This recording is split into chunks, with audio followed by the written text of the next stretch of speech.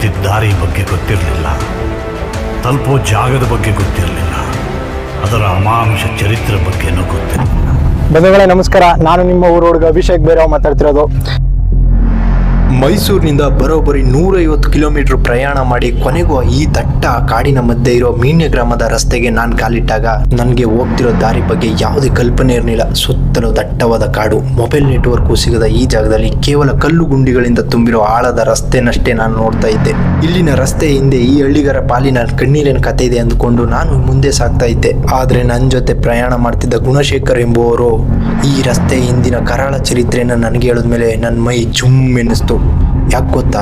ಹೌದು, ಈಗ ನಾನು ಹೋಗ್ತಿರೋ ಈ ರಸ್ತೆ ಇಡೀ ಕರ್ನಾಟಕ ಪೊಲೀಸ್ ಇಲಾಖೆಯನ್ನು ನಡುಗಿಸಿದ ರಕ್ತ ಸಿಕ್ತ ಇತಿಹಾಸವನ್ನು ತನ್ನ ಒಡಿಲಲ್ಲಿ ಇಟ್ಟುಕೊಂಡಿದೆ. ದಟ್ಟ ಕಾಡಿನ ಸಾಮ್ರಾಟ, ಇಡೀ ಕರ್ನಾಟಕ ಪೊಲೀಸ್ ಇಲಾಖೆಯನ್ನು ನಡುಗಿಸಿದ ದಂತಚೋರ ವೀರಪ್ಪನ್. ಹೌದು, ಅಂದು ಯಾರ ಹೆಸರನ್ನು ಕೇಳಿದರೆ ಇಡೀ ಸೌತ್ ಇಂಡಿಯಾ ನಡುಗುತ್ತಿತ್ತು, ಅದೇ ವೀರಪ್ಪನ್ ಅಡಗಿ ಕುಳಿತು ರಕ್ತದ ಆಟವಾಡಿದ ಕರಾಳ ರಸ್ತೆಯಲ್ಲಿ ಇವತ್ತು ನಾನು ಅರಿಯದೆ ಹೆಜ್ಜೆ ಇಟ್ಟಿದ್ದೆ. ಮೈಸೂರಿನಿಂದ 150 ಕಿಲೋಮೀಟರ್ ದೂರದ ಈ ಮೀಡಿಯಂ ಕಾಡಿನ ದಾರಿಗೆ ಬಂದಾಗ ಇದರ ಹಿಂದೆ ಇಂಥದ್ದೊಂದು ಭಯಾನಕ ಇತಿಹಾಸ ಇದೆ ಅಂತ ನನಗೆ ಗೊತ್ತೇ ಇರಲಿಲ್ಲ. ಬಂಧುಗಳೇ, ಬಸ್ಸಿನಲ್ಲಿ ಸಿಕ್ಕ ಗುಣಶೇಖರ್ ಅವರು ಕಾಡಿನ ಕಡೆ ಕೈ ತೋರಿಸಿ ಕತೆ ಹೇಳಲು ಶುರು ಮಾಡಿದಾಗ ಮೈಯೆಲ್ಲ ಬೆವರಿಳಿಯಿತು. ಬಂಧುಗಳೇ, 1992 ಆಗಸ್ಟ್ 14 ಮಧ್ಯಾಹ್ನ ಸುಮಾರು 1:45 ಸಮಯ. ಇದೇ ಮೀಡಿಯಂ ರಸ್ತೆಗಳ ಮರಗಳ ಮಧ್ಯೆ ಹೊಂಚು ಹಾಕಿ ಕುಳಿತಿದ್ದ ವೀರಪ್ಪನ್ ಮತ್ತು ಆತನ ಗ್ಯಾಂಗ್ ನಮ್ಮ ಧೀರ ಅಧಿಕಾರಿಗಳಾದ SP ಹರಿಕೃಷ್ಣ ಮತ್ತು SI ಸಕೀಲ್ ಅಹಮದ್ ಅವರ ಜೀಪು ಬರುತ್ತಿದ್ದಂತೆ ಏಕಾಏಕಿ ಗುಂಡಿನ ಮಳೆಯನ್ನೇ ಸುರಿಸಿದರು.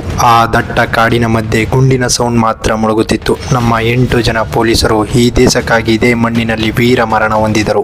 ಇವತ್ತಿಗೂ ಆ ರಕ್ತ ಸಿಕ್ತ ಘಟನೆಗೆ ಸಾಕ್ಷಿಯಾಗಿ ಆ ಧೀರ ಪೊಲೀಸರ ನೆನಪಿಗಾಗಿ ಇಲಾಖೆ ಕಟ್ಟಿಸಿರುವ ಆ ಸ್ಮರಣಾರ್ಥ ಕಲ್ಲು ಇಲ್ಲೇ ಕಾಡಿನ ಮಧ್ಯೆ ಮೌನವಾಗಿ ನಿಂತಿದೆ. ಇತಿಹಾಸ ತಿಳಿಯದೆ ಈ ದಾರಿಯಲ್ಲಿ ಬಂದ ನನಗೆ ಈ ಜಾಗ ಕೊಟ್ಟ ಆಘಾತ ಅಷ್ಟಿಷ್ಟಲ್ಲ. ಅಂದು ವೀರಪ್ಪನ್ ಬುಲೆಟ್ಗಳಿಗೆ ನಲುಗಿದ್ದ ಈ ರಸ್ತೆ ಇವತ್ತು ಕನಿಷ್ಠ ಡಾಂಬರು ಕಾಣದೆ, ಸರಿಯಾದ ಬಸ್ ಸೌಕರ್ಯವಿಲ್ಲದೆ ಇಲ್ಲಿನ ಬಡ ಜನರ ಬದುಕನ್ನು ಪ್ರತಿದಿನ ನರಕವಾಗಿಸುತ್ತಿದೆ.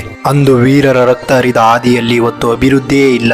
ಇದರ ಬಗ್ಗೆ ನಿಮಗೇನು ಅನಿಸುತ್ತೆ ಬಂಧುಗಳೇ? ಕಮೆಂಟ್ ಮಾಡಿ ತಿಳಿಸಿ. ವಿಡಿಯೋನ ಲೈಕ್ ಮಾಡಿ, ಶೇರ್ ಮಾಡಿ, ಸಬ್ಸ್ಕ್ರೈಬ್ ಆಗಿ ಮಾಡೋದನ್ನು ಮಾತ್ರ ಮಿಸ್ ಮಾಡಬೇಡಿ. ಮುಂದಿನ ಭಾಗದಲ್ಲಿ ಸಿಗೋಣ. ಜೈ ಹಿಂದ್. ಇದು ಈ ರಸ್ತೆಯ ಕರಾಳ ಇತಿಹಾಸ ಬಂಧುಗಳೇ. ಆದರೆ ಬಸ್ಸಿನಿಂದ ಕೆಳಗೆ ಇಳಿದ ತಕ್ಷಣ ಅಲ್ಲಿ ಸಿಕ್ಕ ಹಿರಿಯರು ಈ ಊರಿನ ಮತ್ತೊಂದು ಪವಿತ್ರ ದೈವಿಕ ರಹಸ್ಯ ಬಿಚ್ಚಿಟ್ರು. ಅದೇನು ಅಂತ ಮುಂದಿನ ಭಾಗದಲ್ಲಿ ನೋಡಿ.